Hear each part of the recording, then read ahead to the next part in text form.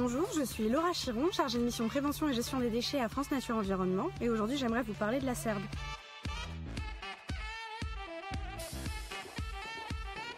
Donc la CERD, c'est la Semaine européenne de la réduction des déchets, qui a lieu cette année du 21 au 29 novembre. En fait, chaque année, des actions ont lieu dans toute l'Europe pour sensibiliser à l'impact des déchets sur l'environnement et à l'importance de les réduire. Pour vous donner une petite idée, l'année dernière, plus de 16 500 actions ont été organisées dans 30 pays différents.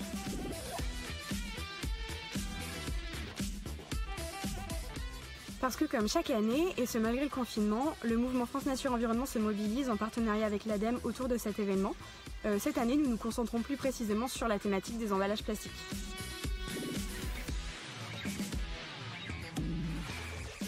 De plus en plus de gens sont conscients de la nécessité de réduire la quantité de déchets qu'on produit, mais on ne mesure pas forcément à quel point les emballages plastiques sont source de pollution.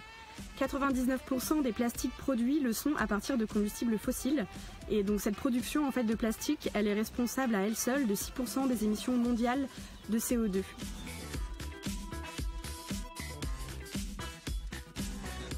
Cette année, le confinement nous a obligés un petit peu à revoir nos plans. Les événements auront lieu exclusivement en ligne.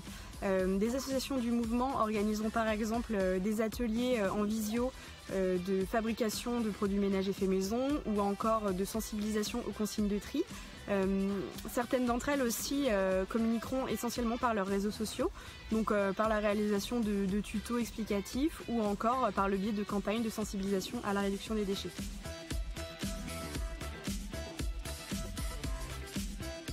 Aidez-nous à faire parler du sujet et essayez de vous interroger sur votre propre production de déchets plastiques. Par exemple, utilisez des gourdes au lieu de bouteilles plastiques, privilégiez les contenants réutilisables aux contenants à usage unique ou encore ouvrez l'œil quand vous faites vos courses afin d'utiliser les produits ayant le moins d'emballage possible.